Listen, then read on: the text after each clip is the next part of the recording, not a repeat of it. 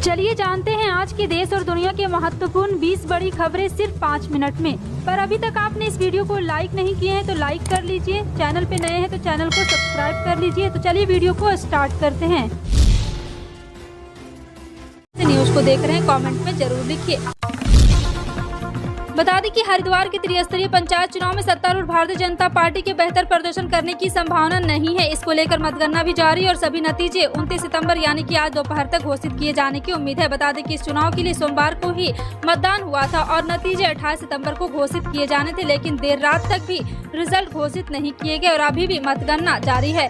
जी हाँ, आपको बता दें कि एक बार फिर से हरिद्वार में त्रिस्तरीय पंचायत चुनाव हुआ है। भारतीय जनता पार्टी ने पिछले चुनाव में यानी कि एक साल के अंदर 6 बार भाजपा हार चुकी है। जी हाँ, भारतीय जनता पार्टी ने पिछले चुनाव में जिला पंचायत वार्ड के केवल 3 सीट पर ही जीत हासिल की थी और हरिद्वार के केवल 8 सीटों पर ही जीत दर्ज की थी। लेकिन इस बार के विधानसभा चुनाव में भाजपा हरिद्वार में केवल 3 सीटों पर ही सिमट कर रह गई थी। लेकिन आपको बता दें कि कांग्रेस ने हर जगह अपनी प्रचंड जीत दी और यहाँ पर आपको बता दें कि विधानसभा चुनाव जो होने वाले हैं यहाँ पर भी कांग्रेस अपना जीत का परचम लहराएगी। क्योंकि कांग्रेस एक बार फिर से हिंदू मुस्लिम की राजनीति न करके सच्चाई, बेरोजगारी और अर्थव्यवस्था पे राजनीति कर रही लोगों के भलाई के बारे में सोच रही है।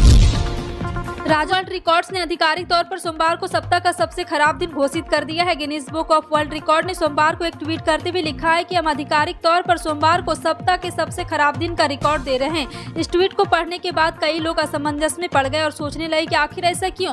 कई यूजर ने सवाल दागते हुए पूछा कि मंगलवार बुधवार क्यों नहीं। कुछ ने कहा है कि जिसके सोमवार को छुट्टी रहती है उसका क्या। हालांकि Guinness book of world record में इन सभी सवालों का जवाब भी दे दिया है। प्रधानमंत्री नरेंद्र मोदी ने मंगलवार को दिल्ली के प्रगति मैदान में जारी इंटरपोल के 90वीं महासभा को उद्घाटन किया है। इस मौके पर अपने भाषण के दौरान पीएम मोदी ने कहा है कि विविधता और लोकतंत्र को कायम रखने में भारत दुनिया के लिए 21 स्टडी है। उन्होंने कहा है कि पिछले 99 वर्षों में इंटरपोल ने 195 देशों में विश्व स्तर पर पुलिस संगठनों को जोड़ा है। यह कानून ढांचे में अंतर के बावजूद है।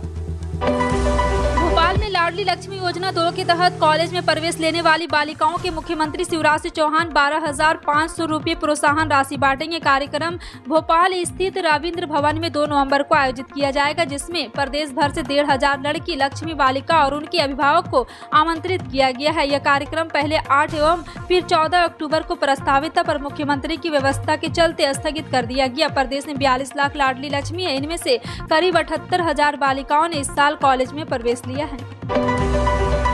मध्य प्रदेश में डेंगू के मरीज तेजी से बढ़ रहे हैं। 1.5 माह में 579 मरीज मिले हैं। यह उन मरीजों की संख्या है जिन्होंने एलाइजा टेस्ट कराया है। कई मरीज निजी अस्पताल में रैपिड किट से जांच करा रहे हैं, जिनकी जानकारी स्वास्थ्य विभाग तक नहीं पहुंच रही। इस साल सबसे ज्यादा 165 मरीज भोपाल में मिले हैं। ग्वालियर में 152, विदिशा में 146 और जबलपुर में 106 मरीज सामने आए। बाकी जिले में मरीजों की संख्या 100 से कम है। प्रदेश में कपास खरीदे पर लागू मंडी टैक्स के खिलाफ विरोध शुरू हो गया है और आपको बता दें कि निमाड़ की प्रमुख कपास मंडियों ने व्यापारियों ने खरीदी रोक दी है और जिनिंग मिलों ने भी 11 अक्टूबर से काम बंद कर दिया है। कारोबारी मंडी टैक्स कम करने की मांग कर रहे हैं। व्यापारियों की मांग का समर्थन करते हुए भाजपा नेता भी सामने आ रहे। पूर्व महापौर और पूर्व सांसद कृष्ण मुरारी मोघे ने भी मुख्यमंत्री को पत्र लिखकर मंडी टैक्स कम करने और हड़ताल खत्म करने की मांग की है। केंद्र सरकार द्वारा सिंगल यूज प्लास्टिक के 19 तरह के आइटम पर प्रतिबंध लगने के बावजूद शहर में धड़ल्ले से उनका उपयोग हो रहा है। इसको देखते हुए नगर निगम और पॉलिथीन की थैलियों के विकल्प के तौर पर कपड़ों के थैले तैयार करने जा रहा है। गत जुलाई माह में स्व सहायता समूह ने ये थैले कराए गए थे, लेकिन अब दोबारा से अभियान चलाकर ये थैले तैयार कराए जाएंगे ताकि इन्हें पॉलिथीन के विकल्प के तौर पर उपयोग किया जा सके। स्वयं सहायता समूह के सीधे बिक्री के कारण ये थैले बाजार से मिलने वाले थैलों के दाम से सस्ता होंगे। इसके लिए लोगों को प्रेरित किया जाएगा कि कपड़े के थैले का उपयोग करें। महाराष्ट्र के पुणे में इस बार बारिश ने सारे रिकॉर्ड तोड़ दिए हैं। इस बार यहाँ जो बारिश हुई है वैसी बारिश 140 सालों में नहीं हुई। पुणे में अक्टूबर के दूसरे और तीसरे सप्ताह में इतनी बारिश पिछले 3 पीढ़ियों में भी कभी नहीं देखी।